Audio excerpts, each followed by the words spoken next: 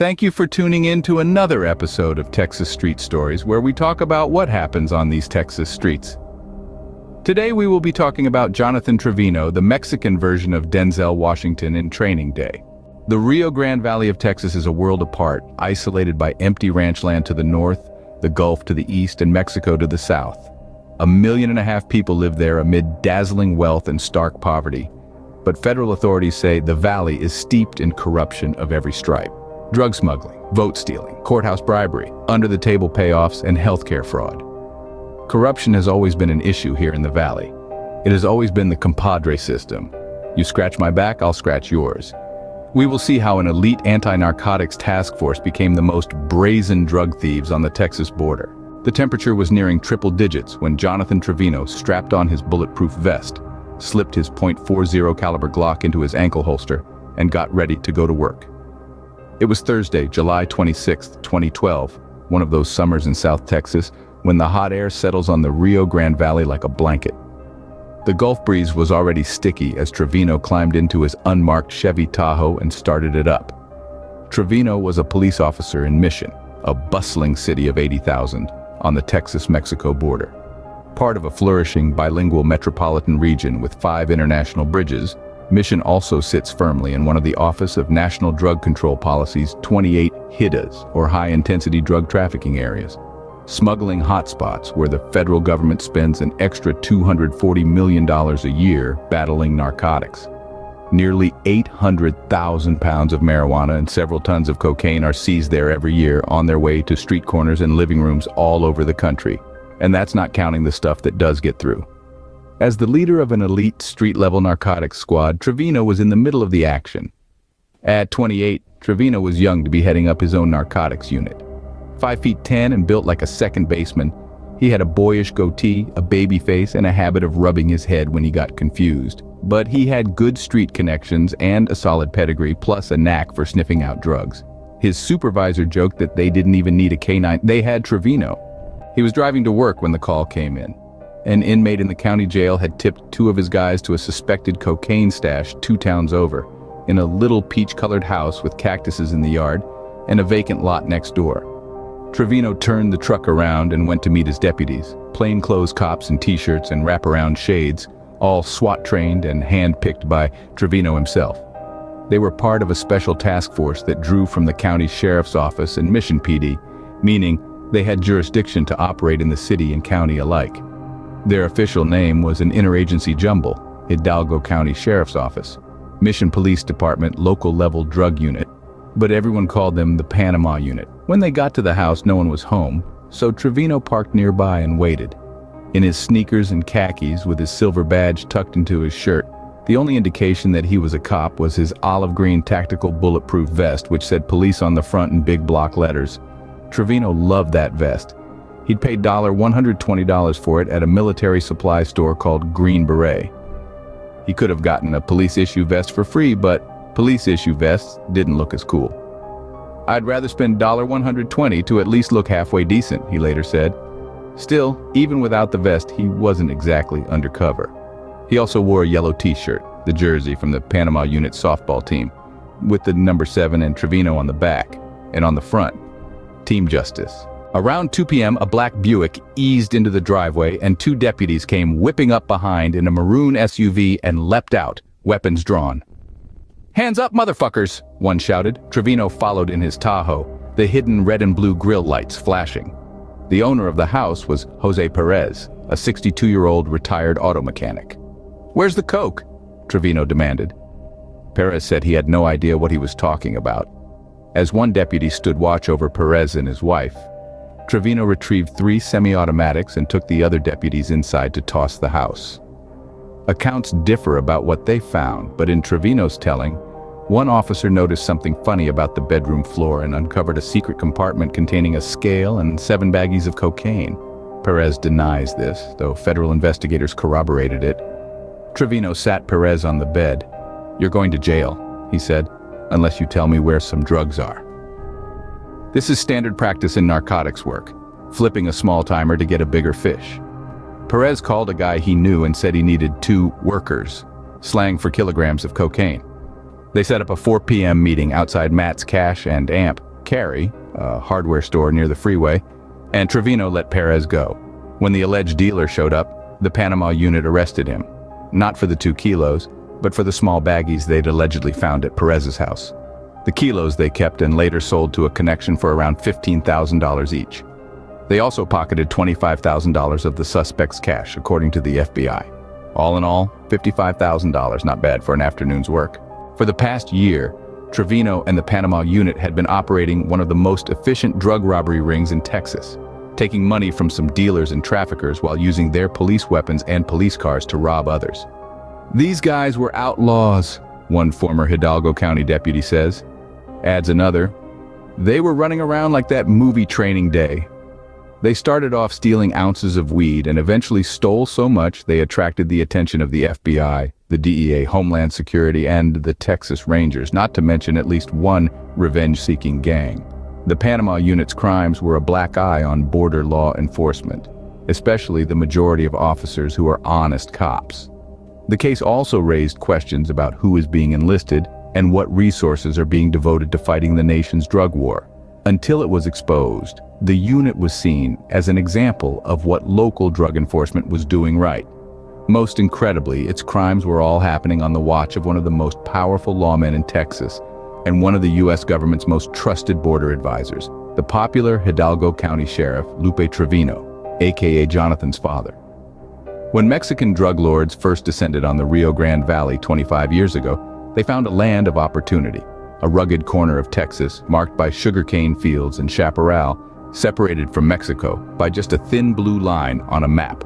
The Mexicans were bit players at the time, with the cocaine trade dominated by the Colombians, but before long, one of Mexico's most powerful drug syndicates, the Gulf Cartel, had locked down the South Texas trade and was moving 40 tons of cocaine across the border each year, overseen by its boss, Juan Garcia Abrego, who maintained a home in Hidalgo County. That's about the time Lupe Trevino arrived too. Lupe had been a cop in Austin, a decorated 14-year veteran who'd done stints in homicide, vice, narcotics, and internal affairs. He probably could have made captain if he wanted, but he'd grown up in the valley, and he wanted his sons to grow up there too. In 1988, Lupe took a job as an investigator for the Hidalgo County DA, and he and his wife, Mary, an elementary school teacher, bought a nice house on a cul-de-sac where their sons could play. There were 3 boys in all: Carlos the eldest, Chris in the middle, and Jonathan the baby. They used to sit at their dad's feet while he got dressed for raids, awed by all his gear. Sometimes they got to tag along, watching from the back seat while Lupe stormed a house. Afterward, they'd gather on the couch and watch videotapes of the busts like family movies. Chris ended up going into local government, and Carlos works in media, but all Jonathan ever wanted to be was a cop. And not just a cop, he says, but narcotics. After graduating high school in 2002, Jonathan enrolled at a community college and majored in criminal justice, but he flunked half of his classes and dropped out after 2 years. But then in 2004, his dad, who by that time was the head of the county HITA task force, one of the region's top drug cops, was backed by some local power brokers in a run for sheriff. After a hard-fought primary in which he vastly outspent his opponent, Lupe was elected Hidalgo County Sheriff. Suddenly, Jonathan's career path looked a whole lot clearer. A few months after his dad took office, Jonathan started at the Sheriff's Academy. One classmate remembers him partying his way through, showing up Monday mornings looking rumpled and hungover. "He was an arrogant son of a bitch," says one instructor. "I couldn't stand him." After graduation, he applied for a job at Mission PD, placing near the bottom quartile on his civil service exam. But his references were excellent: a county commissioner, a sheriff's captain, and in August 2006, Jonathan became a patrolman. He rose through the ranks quickly, making investigator in 2007 and major crimes in 2008. Despite his relative inexperience, when supervisors corrected him, he bristled. "I learned from the best," he used to say. "My dad taught me everything." The Panama unit was the sheriff's idea. It was a way to get his son working more or less under him without violating state nepotism laws. The sheriff wanted Jonathan to follow in his footsteps, to be one of the top cops in the state, and leading a narcotics unit was an important step. Lupe was grooming him, says one federal agent. The unit was created to help Jonathan climb the ladder. Jonathan wanted to name it the Spider or Scorpion Unit. "I think because he wanted to sting people," the supervisor says. but his chief demurred. They settled on Panama after a strain of weed called Panama Red. Jonathan filled his team with his friends, like Claudio Mata, a pal from the Sheriff's Academy, and Eric Alcantar, a Little League teammate he'd known since they were 8. Officially, they had a supervisor for day-to-day issues, but an internal memo made it clear. The unit will directly answer to the sheriff. Around 2010, the Panama unit set up shop at an old community center across the street from a Whataburger, where they could work sensitive drug cases in secret. When they first started, they really meant well, recalls one supervisor. High-spirited, a lot of energy, we said, wow, they're gonna be really good. With the Gulf Cartel at its peak, drugs were pouring into Hidalgo County. And the Panama unit, says Jonathan, was logging around 40 busts a month. We were kicking ass, he says. We were tearing the city apart. We were doing stuff legit and doing damn good work. They busted several smugglers in high-speed pursuits, sometimes turning up bundles still wet from the river. An episode of the National Geographic show Border Wars cast members of the unit as heroes, executing a raid on a stash house and finding 2 tons of pot. They also took advantage of generous asset forfeiture laws to seize some sweet rides for the department. Hummers, Mercedes-Benzes, and for Jonathan, a gray GMC Z71 pickup with monster tires. We were seizing 3 or 4 vehicles a month, he says. All the investigators were happy because they had these nice new cars. The crew hung out together in their off hours, having poker night or a barbecue at the sheriff's house. Lupe made great cabrito. Jonathan also loved hunting. He and his dad never missed a deer season, and sometimes he'd take the guys to the family's hunting lease. On the weekends, they'd hit the bars, maybe Hillbillies, with its mechanical bull and live country music, Jonathan's favorite. Sometimes they'd smoke a little pot, but nothing more, at least not for Jonathan. The Panama unit evolved over time, and not every officer was dirty. Of the 6 core members of the crew, 2 declined to be interviewed, and 3 others did not respond to requests. In hindsight, there were some warning signs. On evaluations, Jonathan got high marks for motivation, but lower ones for record keeping and following procedure. Then there was the time his sergeant found out he was rooming with a guy who'd been arrested on a drug charge. The sergeant told a superior, and word got back to the sheriff. A few hours later, Jonathan was on the phone. "Thanks a lot, Sarge," he said. "Now I gotta move back home with my dad." So Jonathan settled back in with his parents. He didn't pay rent, didn't pay for his meals, and his mom did all his laundry. In the evenings, she'd make dinner, like his favorite calabaza con pollo, and Jonathan and his dad would sit and talk shop. Naturally, the sheriff worried about his son. "I did that type of work for a lot of years," he later testified. "There was a lot of danger assigned to it. I used to call him and ask, 'How are you all doing? Are you okay? Are there any problems?' And he'd say, 'We're working on this big thing.' Or he'd call and say, 'Hey, we just busted this big thing.' The sheriff warned Jonathan to slow down, take it easy. 'The drugs are never going to end,' he would say.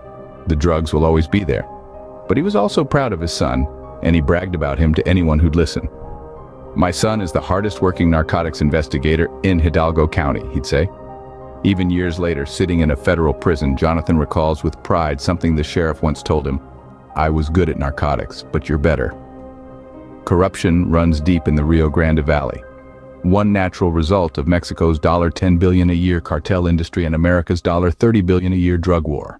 20 years ago, a Hidalgo County sheriff was convicted of racketeering and money laundering, and since then other border county sheriffs have been brought down every 3 or 4 years.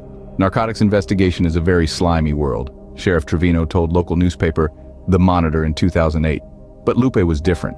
A former Texas Narcotics Officers Association Supervisor of the Year, he fired or forced out 9 deputies in his first 2 years and won an award from the FBI for battling public corruption.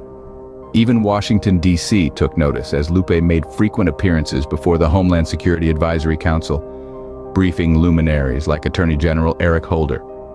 In 2009, then Homeland Security Secretary Janet Napolitano announced a new Southwest Border Task Force, a diverse group of national security experts charged with formulating policy. The chair was a former director of the FBI and the CIA, and one of the vice chairs was a former White House chief of staff and ambassador to Mexico. The other vice chair was Lupe Trevino. "You'd really have to live down here to know how powerful my father was," says his son, Chris, an operations administrator for Hidalgo County. There's no professional sports teams, no movie stars. Down here, it's all politics. The sheriff was a master politician, using his influence to win increased budgets and bigger grants. He secured more than $10 million from Operation Stone Garden, a $55 million a year Homeland Security grant program that enables local law enforcement to purchase SWAT gear, like night vision goggles and $350,000 BEARs, or ballistic engineered armored response trucks. It's a real neat vehicle, the sheriff said. There were also grants from programs like Operation Linebacker and Operation Border Star, multi-million-dollar state initiatives designed to beef up border police forces. With his salt and pepper mustache and crisp khaki uniform, Lupe cut a dashing figure around Hidalgo County. He favored custom-made boots and expensive rifles, and he kept 8 whitetail buckheads mounted in his office. He came from humble roots, the eldest son of a welder who died falling from a roof when Lupe was a teenager, leaving Lupe and his mom to raise his 6 brothers and sisters in their one-bedroom house. And Hidalgo County loved him. In his first re-election, he ran unopposed. There's something about a Texas sheriff, says a federal agent involved in the Panama Unit investigation. I don't know if it's the hat or what, but they really embody that whole I am almost God type thing. Lupe certainly did, patrolling the county with a gold star on his chest and an AK-47 on his front seat, radiating swagger. Deputies nicknamed his Internal Affairs Bureau the Gestapo, and in his most recent re-election, he won 80% of the vote. At his victory party at a local Mexican restaurant, he boasted of his achievements and spoke of the challenges ahead. If anything is going to kill us, it's internal corruption, he warned, because some of our folks can be bought. For the Panama Unit, it all started with some stolen cash and a bulletproof vest. It was shortly before Christmas, 2010. Around 2:45 in the morning, Trevino, Alcantar, and Mata pulled over a drunk driver in a pickup and noticed some white residue in his mustache. Searching the car, they found a few ounces of cocaine and a plastic bag containing $50,000. We asked him whose money it was, and he said he didn't know, recalls Trevino. We just figured we can get away with it. We're among friends, get a little extra money for Christmas. Fuck it. Mata took 3 bundles, totaling $9,000, and hid them in his vest. They split it up later at Alcantar's house because Trevino was living with his parents. It wasn't long before the Panama Unit graduated to stealing drugs. It was easy. They'd do a legal search, find some coke or dope, and just not turn it in. They were careful to mark the drugs with evidence tags in case they ran into other cops before they'd unloaded them. There were various local dealers they sold to, $15,000 a kilo for coke, $150 a pound for weed, and meth for $1,000 an ounce. But as the Panama Unit stole more and more drugs, they needed a bigger connection to sell to. That's where Fabian Rodriguez came in. A clumsy, overweight deputy who worked at his uncle's tire shop before joining the sheriff's office, Rodriguez was assigned to Hidalgo County Crime Stoppers, the anonymous hotline 668 Tips, which gave him access to a lot of potentially valuable information. But what he really wanted was to join the unit for real, so he tried to impress Trevino by hooking him up with a buyer he knew, a drug trafficker named Fernando Guerra. Guerra and his son Fernando Jr. ran a trucking company that was contracted to move loads originating from the Gulf Cartel. Mexican smugglers would get the drugs across the river, and the Guerras would drive them north from there. Every time you cross a barrier, the drugs increase in value, says Ildefonso Ortiz, a local reporter who covers drugs and the border. In this way, a middleman could take a $200 pound of marijuana and turn it into a $800 pound. The Guerras also had a side hustle, which was ripping off fellow traffickers. In Mexico, you wouldn't dream of ripping a load, Ortiz says, but here it's more of a free-for-all. The Panama Unit were their perfect match. They became the Guerras' drug thieves for hire. For their first job in May 2012, the unit stole a half-ton of pot from an 18-wheeler and were paid $14,000 each. Pretty soon, they were doing jobs nearly every month. Trevino got an apartment in one of the nicest complexes in town, with 3 flat-screen TVs and a balcony overlooking the pool. He had a closet full of Polo and Hugo Boss, and he took frequent trips to nearby South Padre Island, the horse track in San Antonio, Tim McGraw concerts in Houston, and Cowboys games in Dallas. When the unit ate dinner together, Trevino would treat, and even when the bill topped $2,000, he paid cash. I always carried about $10,000 in hundreds, he says. Around their families, though, they downplayed their newfound wealth. We'd play poker, and they would all pull out the minimum amount, says Trevino's brother, Chris. They concealed it very well. As the Panama unit started making more and more cash, their partying got wilder. They'd hit Stilettos, the high-end strip club in town, and drop $10,000 in the VIP room. They made it rain, one former deputy says. There were visits to escorts and prostitutes. Once a month, they drove to Louisiana to gamble at the casinos, and after a really big score, they'd fly to Vegas and rent a suite at the Bellagio. Trevino also had bookies he bet with locally, mostly football and baseball games at $5,000 a pop. It was an addiction, says Chris. He lost more than he won, which only encouraged more rips. Sometimes this led to some imprudent decisions. One of the bookies Trevino bet with was a teacher who sold ecstasy on the side. He didn't know Trevino was a cop. Trevino owed him money, so they arranged to meet at a Petco parking lot to settle up. But when the teacher arrived, members of the Panama unit jumped out. Trevino claimed his gambling was all part of an undercover op. He was crying so hard, he says, I felt bad. The teacher paid Trevino $15,000 to let him off, and they never heard from him again. Drug dealers. Retaliation is a risk even in legit narcotics work. One former deputy recalls officers being posted outside the Trevino's house following a threat against Jonathan back when the unit was clean. But since they'd started ripping loads, the threats were coming with alarming frequency. A local street gang called the Tri-City Bombers allegedly put a hit out on Trevino that he was able to get called off. He says he knew a high-ranking lieutenant. Later, a member of the Partido Revolucionario Mexicano, a Texas prison gang affiliated with the Gulf Cartel, called the sheriff's office and threatened to kill every fucking family member he has. To most people, it sounded like another pissed-off gangbanger, but to Trevino, it seemed like his life might be in danger. Trevino had stockpiled a small arsenal at home, pistols, M4s, Alaska 47S, and he started packing everywhere he went. The Panama unit began traveling in groups, never alone. I knew they would come after me on the street, not at work or my house, Trevino says. But it was going to end in a shooting, them or me. I always thought that. The job was set for December 12th, 2012. But when the day came, Trevino had a bad feeling. All morning, Betty kept calling, he says, and I kept pressing ignore, ignore, ignore. Still, he went. There were 3 of them on the highway, Trevino, Espinoza, and another Panama deputy named Sal Arguello. The plan was to steal the coke, give Betty $40,000, and split the rest. Easy deal, Trevino says. Around 11:30 a.m., they pulled Betty over and popped the trunk on her black 4-door Kia to reveal a large box wrapped like a Christmas gift in red candy cane paper. Jonathan opened it to find 10 bricks covered in black tape. But when he picked one up, he felt something attached. He removed the tape, and that's when he saw it. A small battery-sized device with wires and a barcode on the side. A GPS tracker. At the time, the sheriff was a few miles away, holding a press conference at the scene of a shooting. He'd just gotten back in his truck when a call came on the radio from the Panama unit asking for assistance. Recognizing his son's voice, the sheriff asked what was going on. Seconds later, his cell phone rang. We have a situation, Jonathan said. When the sheriff arrived, he knew right away that it was bad. I've been doing this for over 40 years, he later testified. It was pretty obvious to me what the deal was. It wasn't to them because they're very young, very stupid, inexperienced. But it was obvious to me. What was obvious to him was that the Panama unit had stumbled into a trap. Betty was an informant all along.